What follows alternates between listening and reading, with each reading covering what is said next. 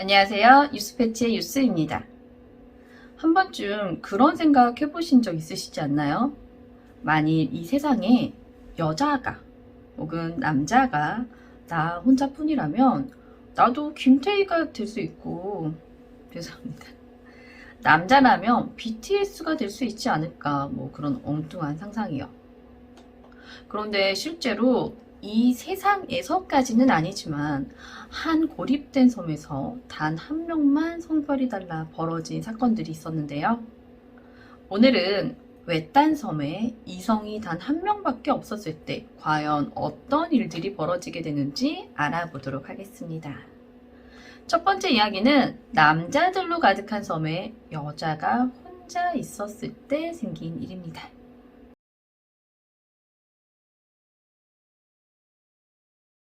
때는 1945년이에요. 1945년이면 2차 세계대전 중 일본이 일으킨 태평양 전쟁이 끝났었던 해이기도 하는데요. 1942년에 미드웨이 해전으로 인해 일본이 미국군에게 크게 패하면서부터 고전을 시작했고, 결국 1945년 포츠담 선언을 수락하고 8월 15일에 무조건 항복을 공포하게 되면서 우리나라인 한국도 일제시대에서 벗어날 수 있었던 해였습니다. 이 사건이 딱 그 시기에 일어난 사건입니다. 1945년 5월 24일 태평양 전쟁이 진행 중일 무렵 일본의 어선들은 일본 해군의 징발령에 의해 화물을 싣고 요코하마항을 출항합니다. 32톤짜리 다랑어잡이 어선인 헤이스케 마루호 역시 16척의 동료 어선들과 선단을 형성해서 요코하마항을 출항했고, 이 어선들은 마라리아 제도로 향합니다. 일본 해군에 징용된 이 어선에는 각각 해군 2명, 또 해군에 징용된 어부 8에서 9명씩 승선해 있었고, 사이판 부근을 향해 남하하고 있었는데요. 5월 24일 아침, 미군 전투기에 이 어선들이 발견되며 공중으로부터 공격을 받게 됩니다. 이 공격으로 인해 헤이스케 마루호와 아케보노 마루호 이 두 척이 침몰하게 돼요. 다행히도 이곳에 타고 있던 승무원들은 필사적으로 헤엄쳐 한 섬에 도착하며 겨우 목숨을 건지게 되었는데요. 그 섬의 이름은 아나타한 섬이었습니다. 이들이 공격을 받았던 거의 같은 시기에 다른 장소에서 에비스 마루호라는 배 역시도 공격을 받아 침몰하게 되었었는데요. 이 에비스 마루호의 생존자를 태운 카이후 마루호 역시 이 아나타한 섬에 그들과 비슷한 시기에 도착하게 됩니다. 그러면 겨우 헤엄쳐서 도착한 승무원들은 다른 배의 생존자들을 태운 이 카이후 마루호에 합류해서 이 섬을 떠나면 되는데요. 아쉽게도 이 섬의 유일한 교통수단이 될 뻔했던 카이오 마루호가 공습으로 소실해 버리게 됩니다. 그러면서 이곳에는 군인 10명과 임시 징용선원 21명, 총 31명의 남자들이 이 아나타한 섬에 남게 되는 운명이 됩니다. 아나타한 섬은 미크로네시아의 북마리아나 제도에 위치해 있고, 면적은 32제곱킬로미터 정도로 작은 섬이라고 합니다. 이 아나타한 섬의 경우 사실 전쟁 전부터 일본의 한 기업에 의해 야자수 농업을 하고 있던 섬이었어요. 그래서 이곳엔 기존에 살고 있던 70여 명의 아나타한 섬의 원주민들과 함께 일본인이 거주하고 있었는데요. 농원기술원 주임 1명과 그의 부하 직원, 그리고 부하 직원의 아내인 히가 카즈코였습니다. 그런데 이 부하 직원이 어느 날 파간섬으로 자신의 여동생을 데리러 간다고 섬을 나가더니 소식이 끊겨 있었던 상태라고 해요. 그러면서 이 무인도에 떨어져 일본인이라고는 둘만 남아있는 상황이 되자 이 농원기술자와 히가 카즈코는 자연스럽게 친밀한 관계가 되었다고 합니다. 이런 외딴 섬에 31명의 남자가 조난을 당하게 되며 이 섬에는 32명의 남자와 단 1명의 여자가 남아있는 상태가 되었는데요. 이때부터 생존과 여자를 위한 서바이벌 게임이 시작됩니다. 처음에는 별일 없었어요. 아무래도 죽을 뻔한 위기에서 겨우 살아남았고 낯선 곳에 고립이 되어 있다 보니 다들 이곳에서 어떻게 살아남을지 또 어떻게 다시 고향으로 돌아갈 수 있을지만 생각한 거죠. 그러면서 당장 먹고 사는 것에만 집중을 한 거예요. 원래부터 이곳에 살고 있던 농원인 기술자와 카즈코가 있었지만 31명의 추가된 성인 남자들을 먹여 살리기에는 그들이 갖고 있던 식량으로는 턱없이 부족했죠. 결국 한 달도 못 버티고 식량이 바닥나 버립니다.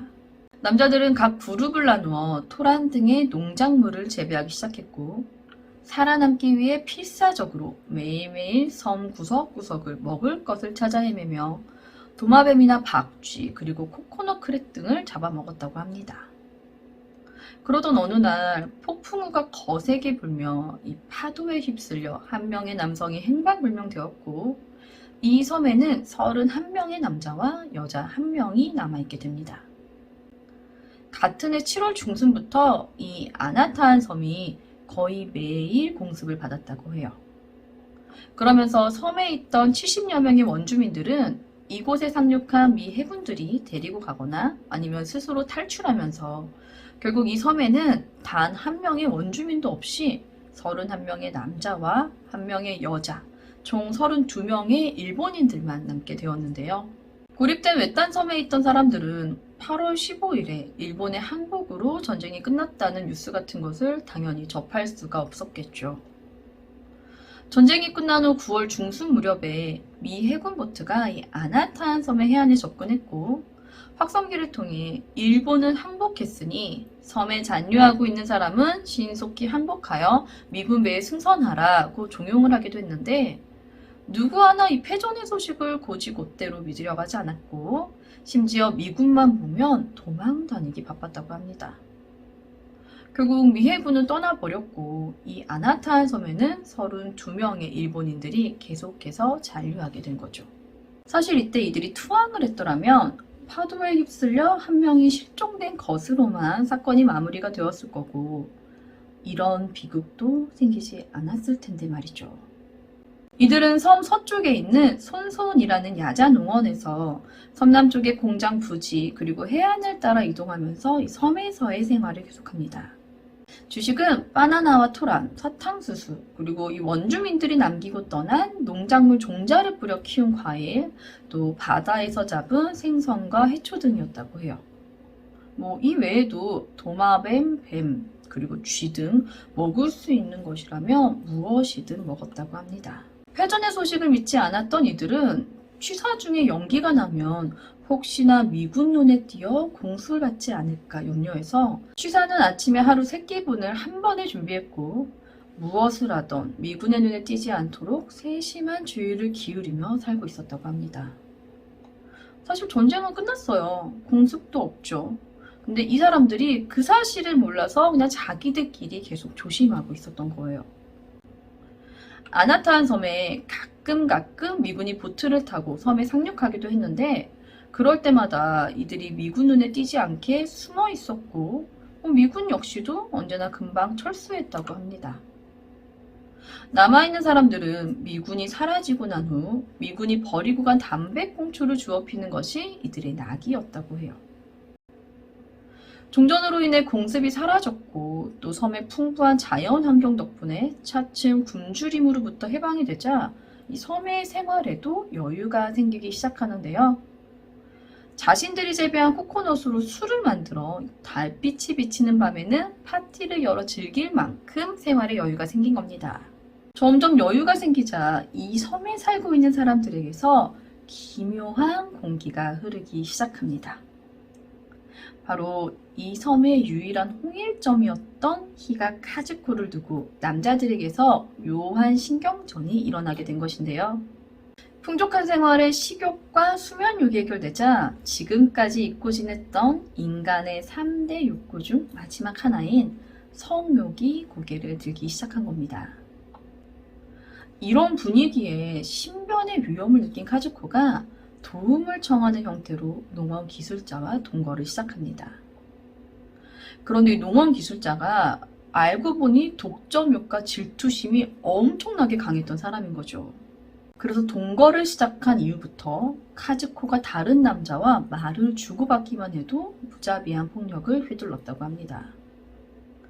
전쟁이 끝나고 반년이 지난 1946년 2월, 헤이스케 마루오의 선장이 급사하게 되며 이 섬에는 30명의 남자와 여성 1명인 카즈코가 남게 되었는데요. 같은 해 8월 이 아나타한 섬의 비극이 시작됩니다. 어느 날 미군의 배가 아나타한 섬으로 접근해오자 근처에 있던 농원 기술자와 카즈코가 산속으로 피신하게 돼요. 그런데 이곳에서 전에 추락한 B-29 폭격기의 잔해를 발견하게 되며 그곳에서 낙하산과 통조림을 회수해 간 거예요.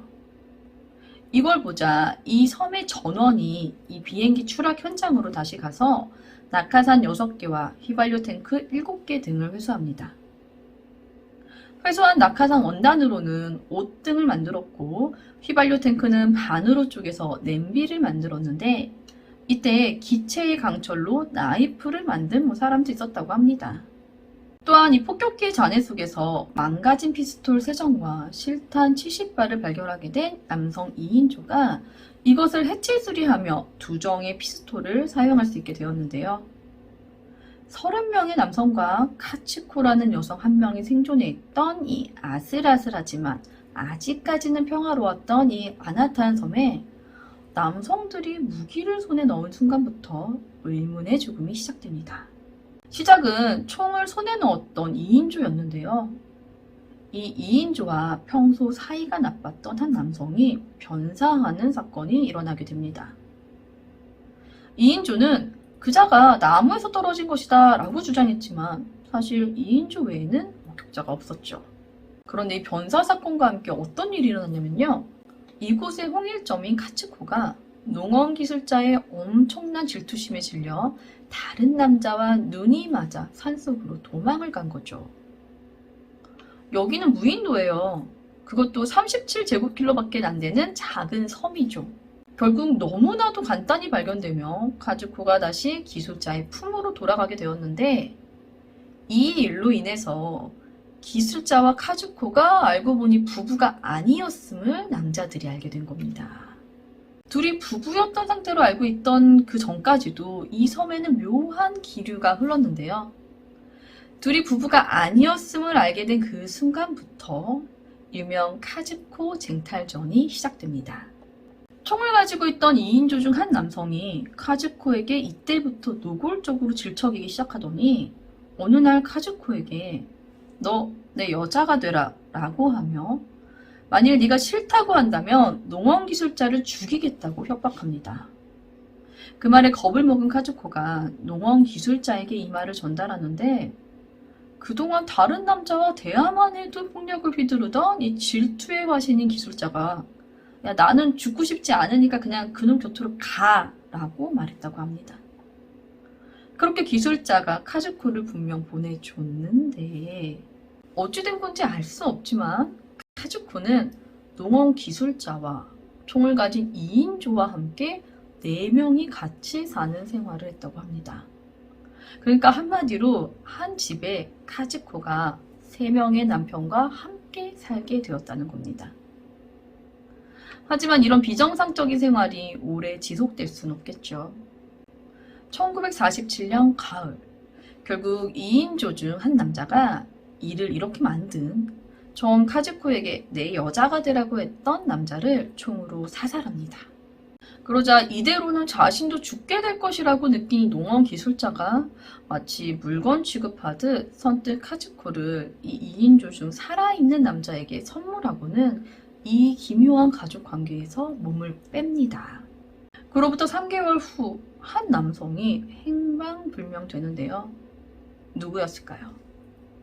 바로 카즈코와 살고 있던 총을 든 남성이었습니다. 이 남자가 수영을 엄청 잘했다고 해요. 그런데 농원 기술자와 카즈코가 말하길 낚시하던 중 바다에 빠져 죽었다고 하는 겁니다. 이 말을 곧이곧대로 믿는 사람은 없었죠. 카즈코와 기술자 둘이서 이 총이 든 남성을 죽였다는 직접적인 증거는 없지만 목격자가 둘밖에 없었고 이 남성이 사라진 후 둘의 사이가 급속히 좋아진 점 등 의심스러운 부분은 많았어요. 하지만 살아있는 다른 남자들의 입장에서 보면 남자 하나 줄어들면 경쟁자가 하나 줄어드는 거잖아요. 그래서 이렇게 사라지는 일이 꼭 나쁜 일만은 아니었죠. 그렇게 이 일이 그냥 마무리가 됩니다.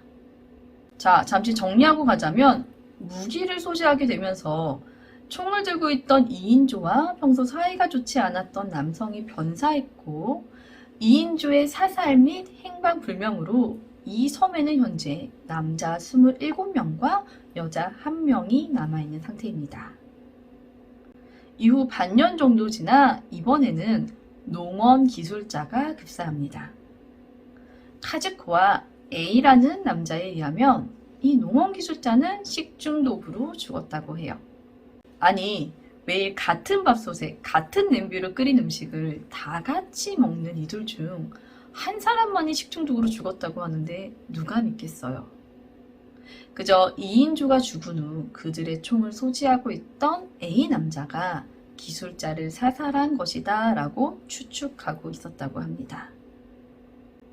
그렇게 농원 기술자가 죽고 총을 소지한 A 남자와 가깝게 지내고 있는 카즈코를 보며 이곳에는 절대적인 분물률이 암묵적으로 섬을 지배하게 되는데요. 바로 총을 소지한 자가 카즈코를 소유할 권리를 갖는다는 것이었습니다. 이런 일촉즉발의 기운이 섬을 감돌고 있을 때에도 의문의 죽음은 계속됩니다.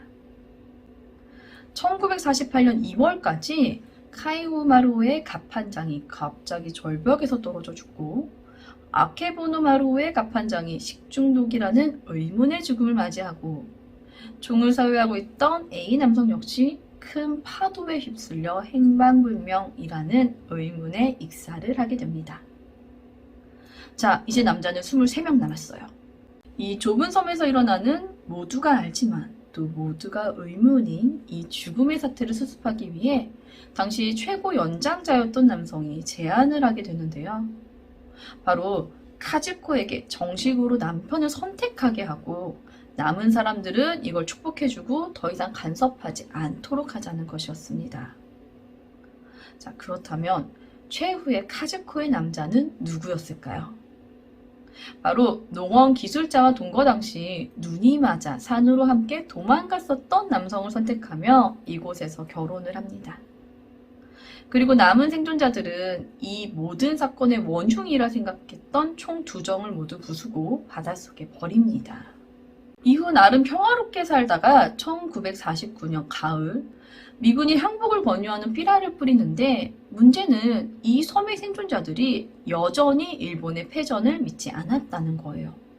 일본이 패전을 했다는 것 자체가 말이 안 되니까 삐라를 뿌리고 가끔 섬에 상륙하는 이 자체가 미군의 모략이라고 생각했다는 건데 그도 그럴 만한 게 이 외딴 섬이었으니까 패전의 소식은 미군에게서만 들을 수 있는 얘기였죠. 거기에 아나타한 섬과 110km 이상 떨어진 이 사이판에서 불발탄 처리로 인한 폭음이 아나타한 섬까지 자주 들려왔었다고 해요. 그래서 이곳의 사람들은 아직도 전쟁이 계속되고 있었다고 믿었다고 합니다. 하지만 다음 해인 1950년 6월 언젠가부터 더 이상 사이판에서 폭발음이 들리지 않았다고 해요. 이 점을 모두가 이상하게 생각하긴 했지만 확인할 용기도 없었고 그럴 수단도 없었죠. 1월 쯤에 또 한 번 미해군의 배가 섬에 다가와요. 평소 때처럼 배를 보고 모두가 도망갔겠죠. 그런데 이날 카즈코가 혼자서 갑자기 일행들과 반대 방향으로 달리더니 미 해군의 배에 탑승하며 섬으로부터 탈출하게 됩니다. 처음 22살의 남편을 따라 아나타한 섬으로 들어왔던 카즈코가 이곳을 탈출할 때는 28살이었다고 합니다. 지금 보이시는 사진이 카즈코가 아나타한 섬에서 탈출 당시 배에서 찍은 사진이라고 합니다. 분명 카즈코만 아나타한 섬에서 나왔는데 보시면 다른 일본인 사람들도 보이시죠? 이 배가 미군이 수배한 배가 맞기는 한데 애초부터 아나타한 섬에 잔류 일본인들을 구출할 목적으로 온 배였다고 해요. 그래서 일본인도 함께 태우고 왔었던 거죠. 섬을 탈출한 카즈코는 이제 행복한 삶을 살 수 있게 되었어요. 그런 그녀에게 청천벽력 같은 소식이 들려옵니다.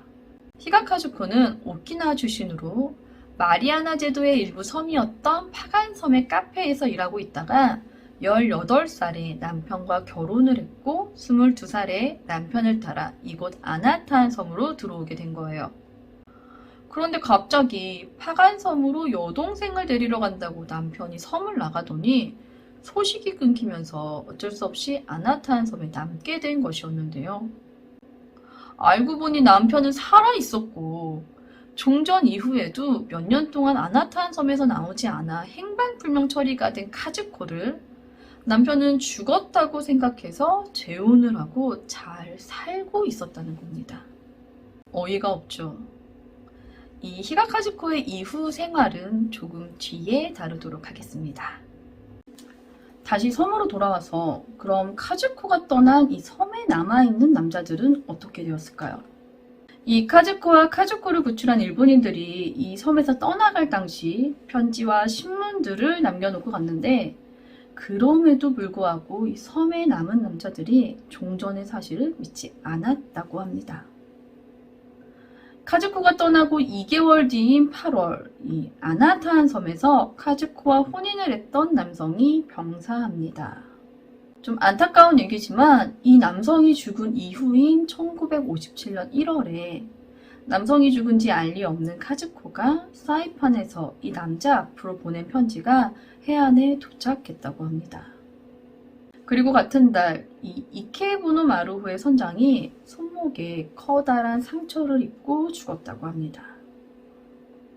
그렇게 21명의 남자만이 남은 이 섬에 같은 해 6월 미국 비행기가 삐라를 살포합니다. 이 삐라에는 2, 3일 내에 가족으로부터 쓴 편지를 여러분에게 보냅니다 라고 쓰여 있었으며 섬에 남아있는 전원의 이름이 쓰여져 있었다고 해요. 편지는 수일이 지나서야 도착했는데요. 이 편지는 메가더 장군과 쇼와 천황이 나란히 서서 찍은 사진이 있는 신문과 함께 보내졌다고 합니다. 그제서야 겨우 현실로 받아들이기 시작한 남자들 중 한 명이 편지를 싣고 온 배에 승선하며 먼저 섬을 떠났고 남은 20명의 남자들은 6월 14일 다음에 미군이 오면 항복하기로 결심합니다.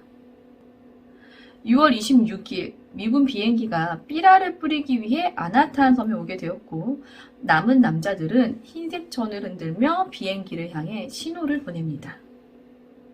이 뿌려진 삐라에는 6월 30일 영접하러 배를 보내겠다라고 쓰여져 있었으며 6월 30일 당일 생존자들은 미리 머리와 수염을 깎고 신병 정리를 마치고 영접을 기다립니다.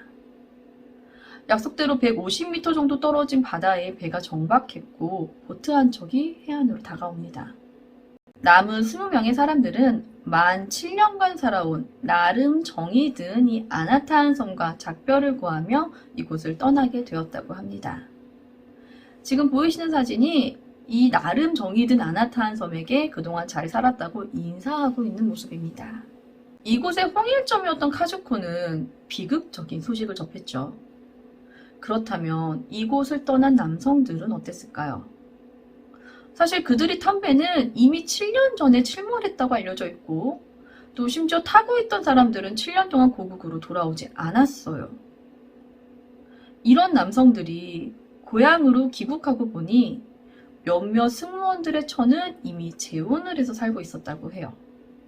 심지어 한 승무원의 처는 자신의 친동생과 재혼해 아이까지 낳고 살고 있었다고 합니다.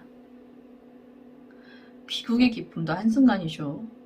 이 사실을 알게 된 남자들은 그 자리에 앉아 눈물을 뚝뚝 흘렸다고 합니다. 20명의 남자와 1명의 여인 카즈코가 모두 귀국한 이후 1952년 이 아나타한 섬에서의 기묘한 생활이 대대적으로 보도되면서 일본에는 아나타한 붐이 일었고 카즈코의 브로마이드가 엄청나게 팔렸다고 합니다. 남자들은 소문없이 조용했는데 이상하게도 카즈코만이 남자를 유혹하는 요부로 대대적으로 보도되며 이 7년간 무인도에서 발생한 기묘한 이야기로 일본인의 호기심을 강하게 자극했는데요. 매스컴은 카즈코를 여왕벌이라 불렀고 아나타안의 독부로서 엽기적으로 다룹니다. 이후 카즈코는 자신을 여왕벌, 아나타안의 독부, 아나타안 섬의 여왕, 31명의 남자와 할렘을 만든 여자라고 부르는 것도 본능이란 이름의 섬 아나타안 등 갖은 소문에 매우 괴로워했다고 합니다. 더 이상 참지 못한 카즈코가 동경으로 가서 나는 여왕벌이 아니다 라며 매스컴을 상대로 폭발한 적이 있었는데 그때 카즈코가 경솔한 발언을 내비치며 이때부터 매스컴에서 카즈코를 비난하기 시작합니다. 그런데 이때 돈벌이를 위해 카즈코를 이용하려는 사람들이 나타났고 카즈코는 이곳을 역이용해서 아나타안 섬의 진실을 알리려고 해요. 1953년 카즈코가 자신을 주인공으로 한 B급 영화 아나타안 섬의 진상은 이렇다 라는 영화에 직접 출연하며 무고함을 밝히고자 했지만 그마저도 결국 사람들의 호기심으로 인한 흥행일 뿐 그녀의 이야기에 귀 기울여주는 사람은 없었다고 합니다. 카즈코는 영화 출연 이후 아나타안의 여왕이라는 연극의 주연으로 전국을 돌며 흥행하다 1958년 고향 오키나와로 돌아와 재혼했고 1974년 뇌종양으로 52세에 별세합니다. 자, 카즈코가 직접 출연했다고 하는 영화가 B급 영화였단 말이에요. 어떤 스타일인지 대충 아시겠죠? 또 그녀가 출연한 연극 제목도 아나타안의 여왕이잖아요. 이후에 카즈코가 직접 출연했던 이 B급 영화가 미국 영화감독계의 거장인 조셉 폰 스텐버그의 눈에 띄며 더 사가 오브 아나타안으로 영화화되었다고 하는데 이 영화가 선정적인 장면이 없어서 그렇지 이 내용 자체가 아나타안 섬에서 32명의 남자들과 유희를 즐기고 카즈코가 남자를 직접 선택해서 관계를 맺는 그런 내용들이에요. 그러니까 카즈코가 출연했던 또 그 이후에 나온 영화들도 아나타안 섬의 이야기를 모티브한 도쿄섬이라는 책에서도 결국 자신을 갖기 위한 남자들의 싸움을 즐기며 이 섬에 지내는 남자들과의 어떤 성적인 부분에만 중점을 두었던 얘기들 뿐이었다는 건데 이런 점을 보면 과연 카즈코가 자신의 왜곡된 소문을 바로 잡을 생각이 있었던 것인지 아니면 이때를 타 그런 이미지로 유명세를 타고 싶었던 것은 아니었는지 의심이 되는 부분은 확실히 있기는 한 것 같습니다. 이번 이야기는 외딴 섬에 32명의 남자와 여자 1명이 고립되었던 아나타안 섬의 비극에 대해 알아보았는데요. 물론 아나타안 섬에서 남자들이 카즈코를 차지하기 위해 또 카즈코와 관계를 하기 위해 다툼을 벌였다는 것은 사실이죠. 하지만 그 섬에 그들이 살고 있는 상황과 그녀가 생존을 하기 위해서 혹은 어떤 생각과 이유로 이런 결정을 내리고 어떤 행동을 하였는지에 대한 부분은 사람들의 무관심으로 인해 거의 알려진 바가 없다고 합니다. 그녀가 정말 원해서 그렇게 된 것인지 아니면 살기 위해 어쩔 수 없이 그런 선택을 할 수밖에 없었던 것인지는 알 수 없지만 힘든 일을 겪은 섬에서 겨우 탈출해 돌아오니 언론에 의해 조롱이 되었던 그녀를 보면 이 카즈코라는 여인의 기구함만큼은 참 안타깝게 느껴지는 것 같습니다. 이번 준비한 이야기는 여기까지고요. 저는 다음 이야기로 넘어가 보겠습니다. 뉴스배치의 뉴스였습니다. 감사합니다.